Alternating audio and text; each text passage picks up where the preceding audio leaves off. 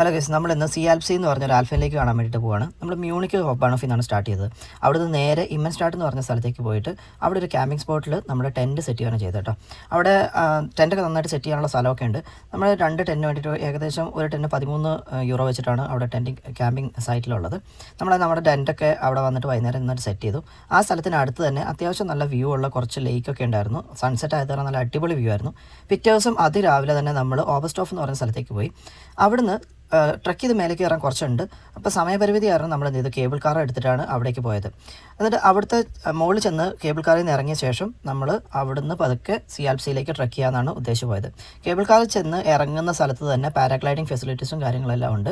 അത്യാവശ്യം നല്ല കാശായതുകൊണ്ട് ഞങ്ങൾ ആ പണിക്ക് തന്നില്ല. ഏകദേശം 225 യൂറോ ആണ് പെർ ഹെഡ് നമുക്ക് പാരാഗ്ലൈഡിങ്ങിന് അവർ യൂസ് ചെയ്യുന്നത്. പക്ഷേ നല്ല അടിപൊളി ഹൈറ്റിൽ നിന്നാണ് ആ സാധനം പോകുന്നതും നല്ല വ്യൂസാണ് കേട്ടോ. ഏതായാലും ഇത് പൊങ്ങി പോകുന്നതിൻ്റെ വ്യൂ ഞങ്ങൾ താഴെ നിന്ന് കണ്ടുകൊണ്ടിരുന്ന വീഡിയോ ഒക്കെ എടുത്ത് വെച്ചു. അതൊക്കെ കണ്ട് ആസ്വദിച്ച ശേഷം ഞങ്ങൾ നേരെ സി ആൽപ്സിയിലേക്ക് ട്രക്ക് ചെയ്യാൻ വേണ്ടിയിട്ട് ഇറങ്ങി. അപ്പോൾ അവിടെ ഇത് വലിയൊരു ഡിഫിക്കൽട്ടായിട്ടുള്ള ഒരു ട്രക്കിംഗ് ആയിരുന്നില്ല. സ്മൂത്തായിട്ട് തന്നെ നമുക്കങ്ങനെ നടന്നു പോകാൻ പറ്റുന്ന ഒരു ട്രക്കിംഗ് ആയിരുന്നു. കുറച്ചൊക്കെ കല്ലും മലയൊക്കെ ഉണ്ടായിരുന്നു. പിന്നെ ഉരുളൻ കല്ലുകളുള്ളത് കാരണം കുറേ ഉരുണ്ട് വീഴുന്നും ഉണ്ടായിരുന്നു കേട്ടോ. അതിനുശേഷം ഞങ്ങളിതാ നേരെ കാണുന്ന ആ താഴെ കാണുന്നതാണ് സി ആൽപ്സി എന്ന് പറയുന്നത്. ഇത് ഒരു ഹൈ ആൾട്ടിറ്റ്യൂഡ് ലേക്കാണ്. അത്യാവശ്യം നല്ല തണുപ്പുമുണ്ട്. സൂക്ഷിച്ചില്ലെങ്കിൽ താഴെ വീഴുകയും ചെയ്യും പോകുന്ന റൂട്ട്. പക്ഷെ നല്ല ക്രിസ്റ്റൽ ക്ലിയർ വാട്ടറാണ്. നമ്മൾ ഫോണൊക്കെ വെള്ളത്തിനകത്ത് വെച്ച് കഴിഞ്ഞാൽ മീനൊക്കെ നല്ല ക്രിസ്റ്റൽ ക്ലിയർ ആയിട്ട് കാണാൻ പറ്റും. അതുപോലെ തന്നെ ലേക്കിൻ്റെ വ്യൂ എന്ന് പറയുന്നത് ഒരു രക്ഷയില്ല. നമ്മൾ എത്ര കഷ്ടപ്പെട്ട് ഇതിന് മേലേക്ക് കയറി വന്നിട്ടുണ്ടെങ്കിലും ഇവിടെ വന്നു കഴിയുമ്പോൾ ഈ വ്യൂ കണ്ടു കഴിഞ്ഞാൽ നമ്മുടെ എല്ലാ ബുദ്ധിമുട്ടുകളും നമ്മൾ മറന്നു പോകും. ഇതിനുശേഷം ഏതായാലും നമ്മൾ ഏകദേശം 2 മണിക്കൂറോളം ഈ ലേക്കിൻ്റെ തീരത്തൂടെ ഇരുന്ന ശേഷം ഞങ്ങൾ തിരിച്ച് പോരാൻ തീരുമാനിച്ചു. അപ്പോൾ നമ്മൾ ഒരു 3 മണിക്കൂറുള്ള ഒരു ട്രക്കിംഗ് പാത്ത് എടുത്താണ് പോകുന്നത്. ആദ്യമൊന്നും വലിയ ബുദ്ധിമുട്ടുണ്ടായിരുന്നില്ല. പക്ഷേ പിന്നീട് അങ്ങോട്ട് വന്നപ്പോൾ അത്യാവശ്യം നല്ല ഡിഫിക്കൽട്ടായിട്ടുള്ളൊരു ട്രക്കിംഗ് പാത്തായിരുന്നു. കുറേ നീർച്ചാലുകളൊക്കെ ഉണ്ടായിരുന്ന കാരണം വെള്ളം ഇങ്ങനെ ഒഴുകിയിട്ട് നമുക്ക് ചവിട്ടിയാൽ തെന്നുന്ന ഒരു പാത്തൊക്കെ ആയിരുന്നു. നല്ല എക്സ്പീരിയൻസ് ഉള്ള ഒരാളായിരുന്നു കൂടെ ഉണ്ടായിരുന്നതുകൊണ്ട് ട്രക്കിംഗ് തിരിച്ച് ഇറങ്ങുക എന്ന് പറയുന്നത് ഇരുന്ന് ഇഴഞ്ഞ് ഇറങ്ങി വരുന്ന ഒരു സിറ്റുവേഷനൊക്കെ ആയിരുന്നു കേട്ടോ.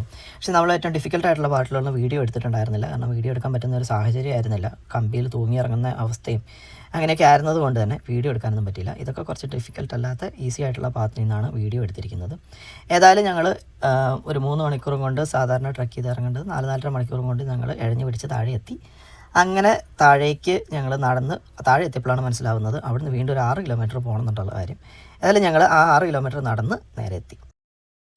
നമ്മൾ അങ്ങേയറ്റത്ത് ആ മലയുടെ മേലെ നിന്ന് ഇങ്ങനെ കയറി അവിടുന്ന് ഇറങ്ങി, ആൽപ്പൻസിയുടെ അവിടുന്ന് കയറി ഇറങ്ങി ഈ മലകളെല്ലാം കയറി ഇറങ്ങി കുറേ പ്രാവശ്യം കയറി ഇറങ്ങിയിട്ടുണ്ട്.